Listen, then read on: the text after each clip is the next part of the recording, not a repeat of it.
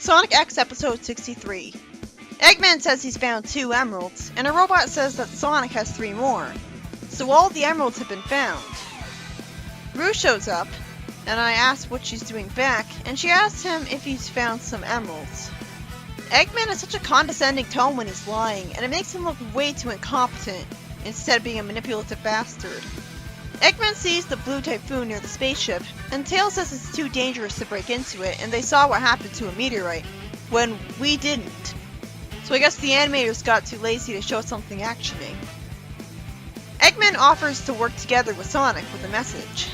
Rouge says that Eggman's trying to double-cross them, and Sonic decides to work with him because their chances are better that way, seconds after they were worried about him betraying them. Eggman knows that Rouge would skip ship in a flash and just wants the emeralds at the end of the day.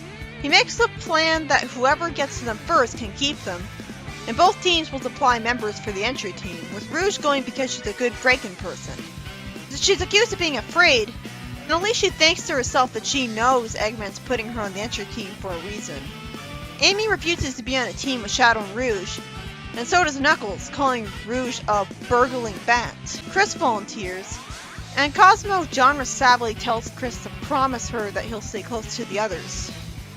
Chris hands Shadow a pair of ring inhibitors and says he made an extra one to go with the one Shadow had in the Ark, and Shadow realizes that one of those was his. I guess because having amnesia doesn't keep you from recognizing things as familiar to you, and he obviously thinks that if it's familiar to him, it has to be because of a good reason. He uses Chaos Control to warp him, Rouge, and Chris away. So since their ultimate goal is to get to a certain location to get a Chaos Emerald, how is Shadow not instantly warping to the Chaos Emerald? Better yet, why can't he warp the emerald to him with Chaos Control? Maybe the emeralds are enchanted against being warped to places. The robot sidekicks put something on the spaceship in secret as Eggman stares at it as a distraction. Chris says they're gonna start looking for the security system controls. Well, Shadow doesn't know what they look like, so he couldn't warp directly to them. They hide from a robot dinosaur that's stomping around as a guard, and I wonder why Shadow isn't just destroying it for them. Rouge wants an excuse to ditch her team to get the emerald, and Shadow turns down splitting up because Eggman wants them to stay together. Rouge thinks she'll need to let Shadow's guard down, so she turns on the charm by talking about when Shadow saved Chris and Rouge, and reminds Shadow of Maria. So he acts just as melodramatic as the fans mock him for being for once in a lifetime, and he sits on the floor being upset right away. He never acted this anguished about her in the games, but here he clearly is traumatized. In his own game, he just had no emotion at all about his memories. This is what defined his reputation.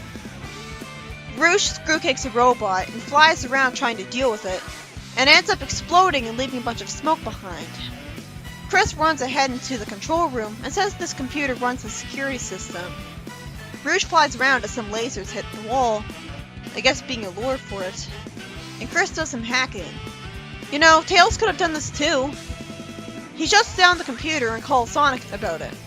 Sonic rides the spaceship through a narrow place and panics Knuckles in the back seat because he's driving too fast and dodging all the stuff. And Cosmo says she's starting to feel really dizzy for no reason.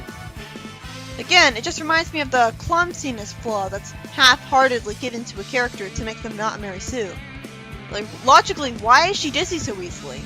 Eggman then activates the bug on Amy's spaceship, which makes her lose control of it. You would think the spaceship would be directed into smashing into the wall and killing her, but it's already been established at the start of the season that he doesn't want Tails and Sonic destroyed. So instead, Eggman just steals Amy's emerald, and Amy's plane merely stops. Knuckles tells Sonic about how the Chaos Emerald's reacting, saying they should go up. Then Sonic spins the plane ridiculously fast to destroy some flying machines. Deco and Boko worry about falling to their deaths if they lose power in Eggman's flying machine. And I can't care when Knuckles is fighting because the camera just keeps cutting away instead of letting us see him impact them. I like that Sonic's portrayed as flawed because he doesn't care about passenger safety when he's driving. Although it's hard to blame him when Knuckles is involved. Sonic's spaceship gets taken control of with Eggman stealing some more Chaos Emeralds. The heroes get out of the spaceship and Knuckles asks Sonic if he wants to go for a spin. I was wondering if Eggman would be allowed to keep the emeralds and inevitably put them into a giant mecha. But instead, out of nowhere, Sonic steals them from him in midair, with the animators being too lazy to show us that Sonic flew over to him thanks to Knuckles' gliding. Eggman's scared because he's hanging by a thread and just barely not falling. At least it humanizes him, makes him believable when he's scared. Amy scares Sonic by grabbing his hands and hugging him. Cosmo says that she's seeing a planet egg growing out of control, and Tails says that it seems like they're forcing the eggs into evolving with the emeralds. How can a source of all life on a planet evolve? Fuck this convoluted nonsense. The Metrics reminds us that apparently he's faced Sonic before. All the Metrics have such forgettable designs and personalities, so we're lucky that Sonic was reminded that this is the particular Metrics, Dark Oak, who forced Sonic to scatter the Chaos Emeralds. So I was right. If he killed him with his super form, he would have prevented all the troubles after this. The episode then ends on a cliffhanger. So the plot of this episode was that the heroes and Eggman are trying to get the last Chaos Emeralds from our Metric space, so they all try to go there in spaceships, with Eggman shutting off the heroes' spaceships with a bug his robot sidekicks planted on them. But Knuckles makes sure Sonic flies so we can get the emeralds back from Eggman no problem.